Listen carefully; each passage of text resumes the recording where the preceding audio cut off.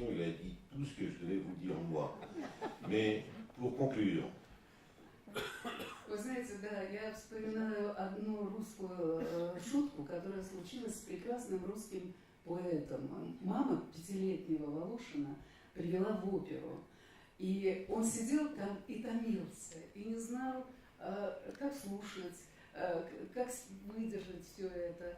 И когда певица запела, что я не скажу тебе про любовь, я тебе не скажу про то, как я не сплю ночей, я тебе не скажу, как я мечтаю о тебе. Маленькому Волошину это надоело, и как только она брала дыхание, он ей сказал: какая же вы хитрая, обещали ничего не рассказать, а все взяли и рассказали. Et pour terminer, je vais vous raconter une petite anecdote, c'est la réaction de Voloshin, un grand poète qui a été amené à l'opéra pour la première fois par sa mère à l'âge de 5 ans. Il s'ennuyait énormément, il ne savait pas comment tenir jusqu'au bout, et lorsque la cantatrice a commencé son air, je ne te parlerai pas de mon amour, je ne te parlerai pas de mes nuits blanches, de mes souffrances, etc., etc. Chaque fois qu'elle reprenait sa souffle, il commençait à hurler: vous êtes bien maligne, madame, vous promettez de ne rien dire et vous parlez tout le temps. Я вас благодарю еще раз за то, что вы пришли. Я надеюсь, что мой роман вам будет интересен как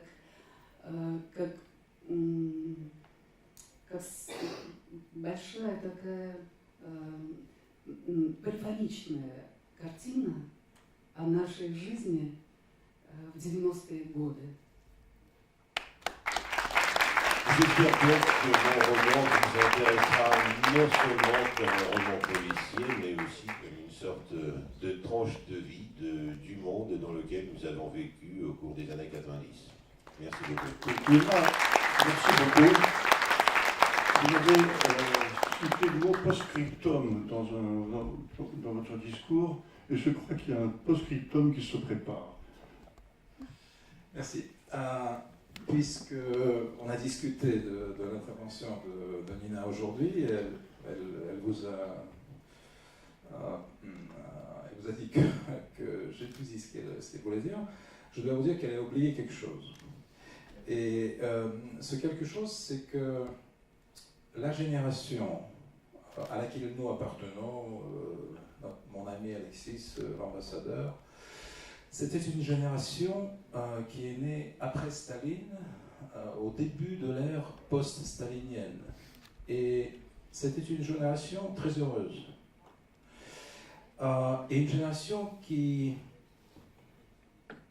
voyait et qui ressentait que les chemins étaient ouverts, qu'il y avait des possibilités, que le chemin était au fond libre. Oui, dans le cadre du système, mais le système donnait beaucoup de possibilités d'éducation, de promotion, de voyage, et nous avions une vie qui de l'étranger semblait une vie dans un système totalitaire, mais nous, on ne le ressentait pas de cette façon.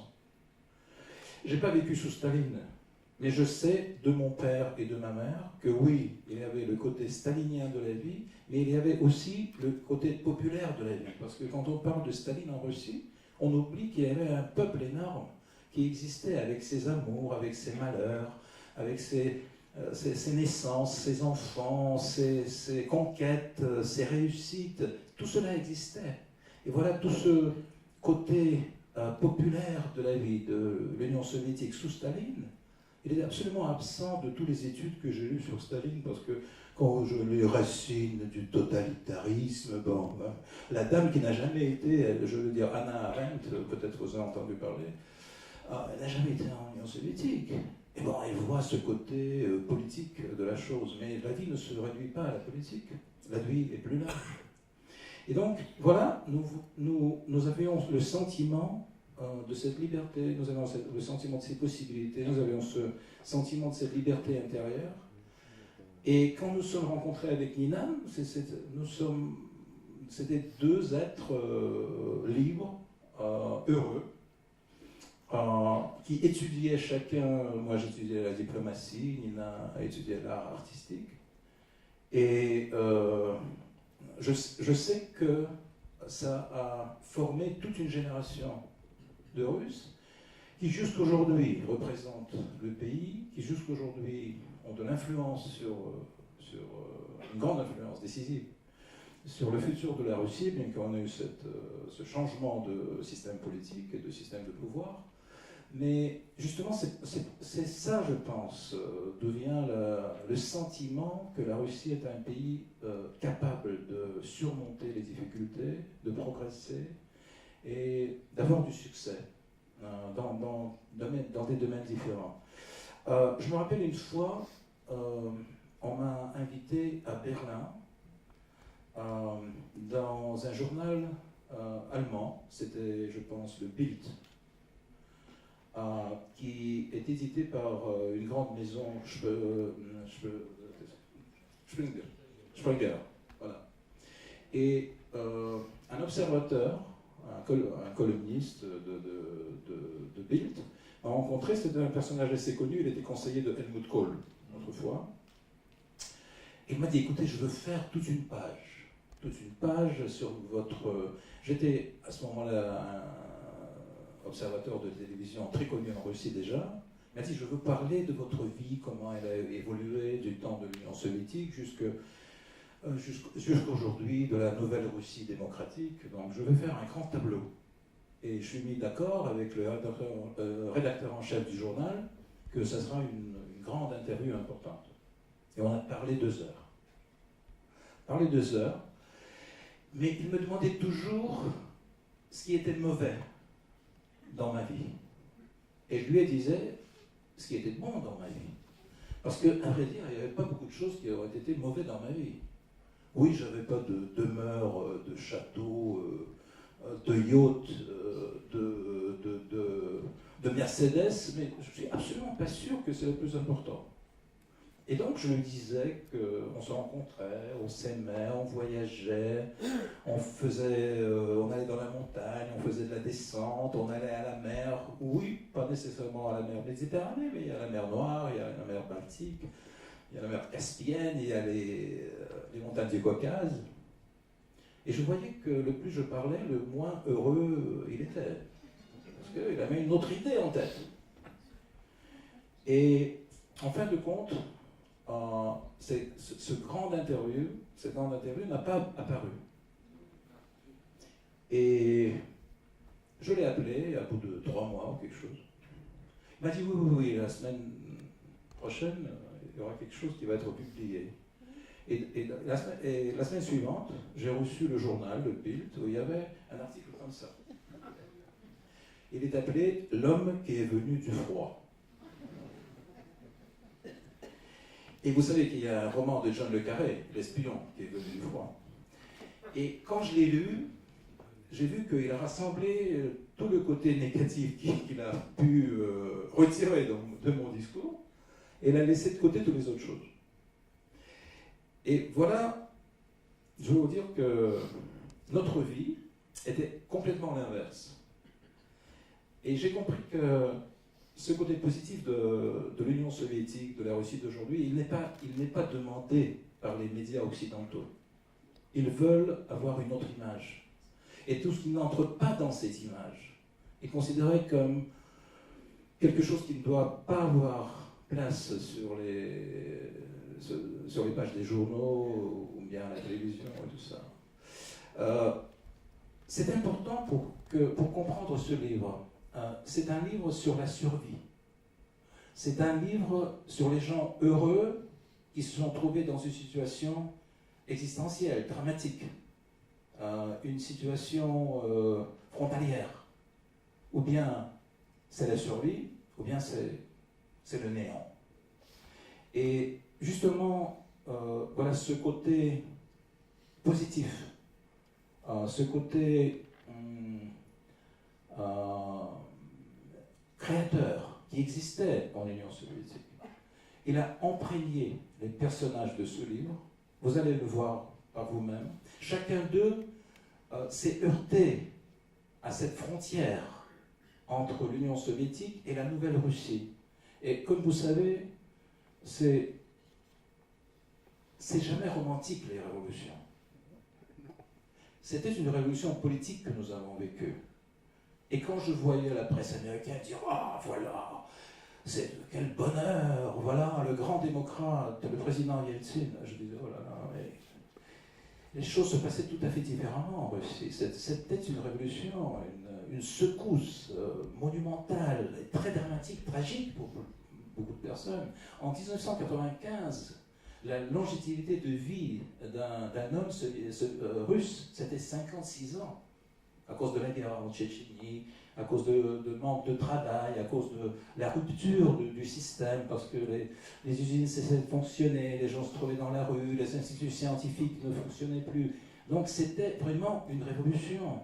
Et elle était sanglante, mais pas parce qu'on tuait les gens, mais parce que les gens en mouraient de cette révolution, des conséquences de cette révolution. Et là, on parle des gens qui ont survécu. Nina parle d'une jeune fille qui a survécu. Elle parle des gens qui l'entouraient, qui ont survécu. C'est un livre sur le côté fort de la psychologie russe et sur le côté fort du caractère russe. Et je pense que vous allez l'aimer. Merci.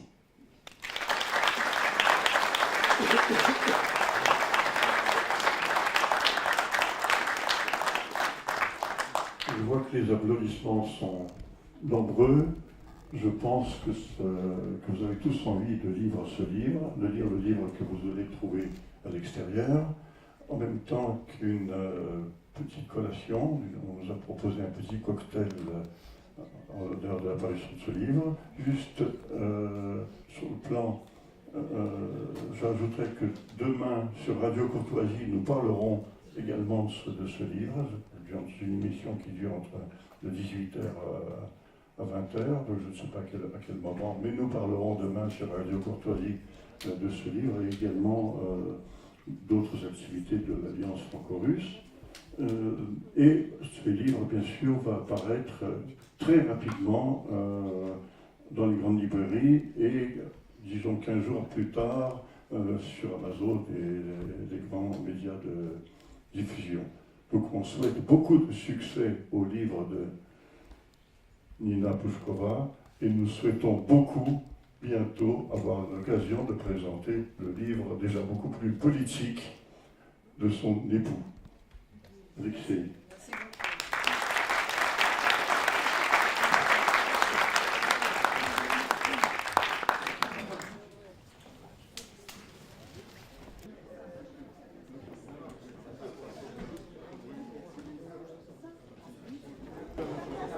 Avez-vous un stylo? J'espère bien. Bon, tu as un stylo pour la dédicace, Denis? On vient de me... J'avais un stylo, il y a... Ah bah voilà. C'est en mauve, donc... Excusez-moi. Oui, chère madame. Bien sûr. Pardon? C'est un 20 €.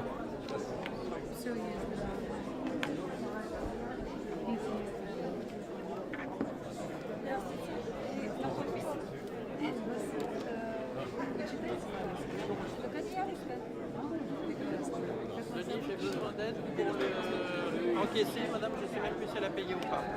J'avoue, parce que je suis en train de tirer là. Je mets à l'ordre. Alors, je vais mettre tout de suite. Hop, excusez-moi.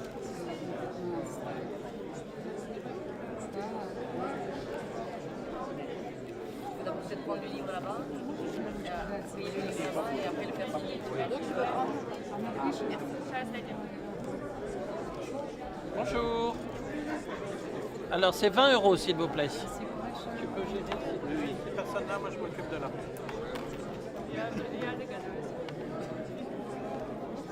C'est 20 € le livre, s'il vous plaît. En russe ou en français, c'est pareil. Absolument, tout à fait. Ça fait 40. Voilà. Et je vous laisse prendre celui qui est ici. Absolument. Alors, Pluvinage, P-L-U-V-I-N-A-G-E. Est-ce la forme? Du coup, je ne sais plus combien de jeux j'ai vendu, parce que là, on a donné un chèque. Ok, d'accord. Claude. Moi, je suis sûr qu'on a tout. Non, mais il y a la dame. Non, mais je sais, la dame. Elle est revenue. Elle m'a dit j'étais venu, j'ai fait un chèque, je suis revenu. Ma famille. Nathalie, vous son mari, on a plus de Non. Avec les produits. Madame, j'ai pris Madame votre chèque. Bière. Oui, j'ai pris. J'ai mis le chèque. Merci.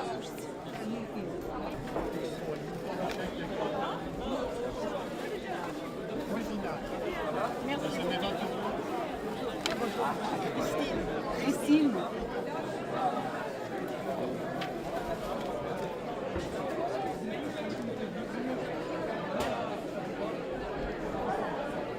La fin. Allez.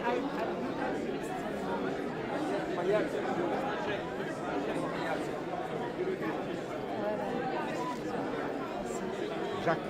Jacques. Jacques. C'est bon. Je suis français. Ah, Jacques. Je vous laisse mettre là. Pas aussi. Jacques. По-русски. Je vais lire avec impatience votre livre. Je vais en Russie depuis 30 ans.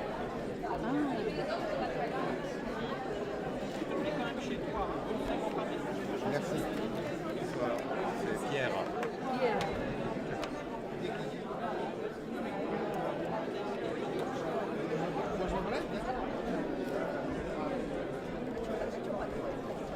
Ah, Pierre.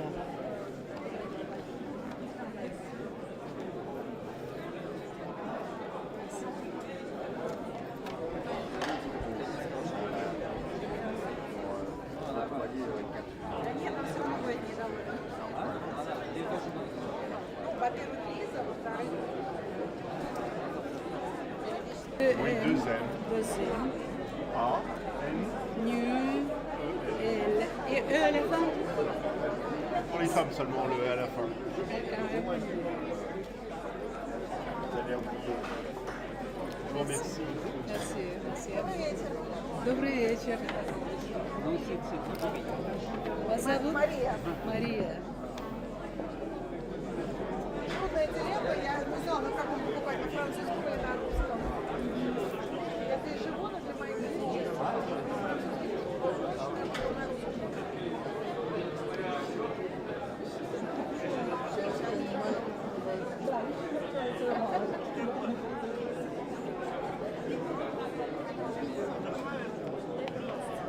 Очень. Спасибо. Здравствуйте.